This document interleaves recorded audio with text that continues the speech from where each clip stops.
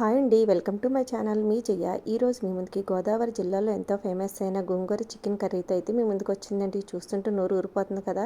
చాలా టేస్టీగా ఉండే రెసిపీ అండి. చూసారు ఎంత జ్యూసీగా ఉందో. దానికోసం ముందుగా స్టవ్ మీద ఒక బాండీ పెట్టుకొని ఆయిల్ వేడెక్కిన తర్వాత అయితే జీలకర్ర, వెల్లుల్లి, కరివేపాకు అలాగే ఎండుమిర్చి కూడా వేసుకోవచ్చండి. ఆ టైంలో నా దగ్గర ఎండుమిర్చిలు ఏమైనా వేయలేదు. మనం అంటే ముందు పోపు పెట్టినట్టుగా మనం అన్నీ వేసుకోవాలండి. అవన్నీ వేగుతుండగానే మనం సన్నంగా కట్ చేసుకున్న 2 మీడియం సైజు ఉల్లిపాయలు, ఒక 5-6 పచ్చిమిర్చి ఇవన్నీ వేసుకొని మంచిగా బ్రౌన్ కలర్ వచ్చే వరకు ఆనియన్స్ మగ్గబెట్టుకున్న తర్వాత ఒక స్పూన్ అల్లం వెల్లుల్లి పేస్ట్ అండి. మనం తీసుకునే 1/2 కేజీ చికెన్కి అలాగే మన టేస్ట్ని బట్టి కొంచెం స్పైసీ తక్కువ తిన్న వాళ్ళైతే అదే అల్లం వెల్లుల్లి పేస్ట్ కానీ మసాలా తక్కువ వేసుకుంటారు కదా, దాన్ని బట్టి చూసి వేసుకుంటే సరిపోద్దండి. గోంగూర అయితే మనం తినే పులుపుని బట్టి తీసుకుంటే సరిపోద్దండి. ఇది ఒక కట్టు గోంగూర అండి, పెద్ద సైజుది. అది శుభ్రంగా వాటర్లో కడుక్కొని ఇలా జాలి బుట్టలో పెట్టుకున్నాను. ఈ లోపల ఫస్ట్ చికెన్ వేసి మీడియం అంటే పెట్టి అందులో వాటర్ అంతా ఉగ్గొచ్చే వరకు అలాగా కలుపుకుంటూ మంచిగా మగ్గబెట్టుకోవాలండి.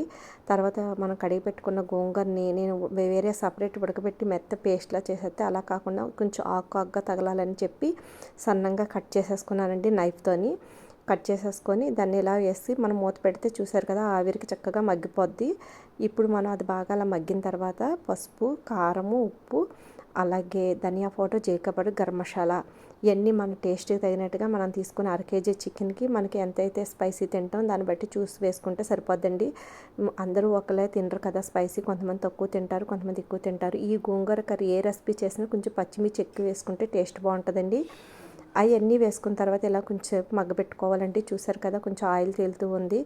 గోంగూర చికెన్ అంతా బాగా చక్కగా మగ్గింది కదండి. ఇప్పుడు ఎక్కువగా వాటర్ కాకుండా కొంచెం వాటర్ వేసుకుంటే సరిపోద్దండి.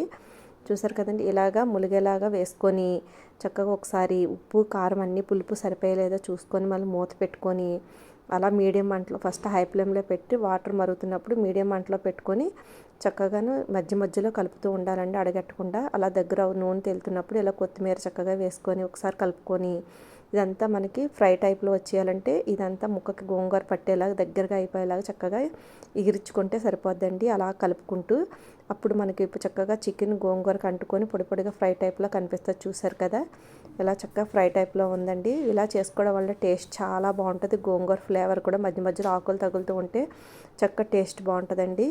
ఇంతేనండి, చాలా సింపుల్ అండ్ టేస్టీగా ఉండే గోంగూర చికెన్ కర్రీ అయితే రెడీ అయిపోయింది. నేను ఎలా చేసానో చూసారు కదా, మీరు కూడా ఒకసారి ట్రై చేయండి. వీడియోని ఇస్తే అందరూ ఒకసారి లైక్ చేయండి. Thank you for watching friends.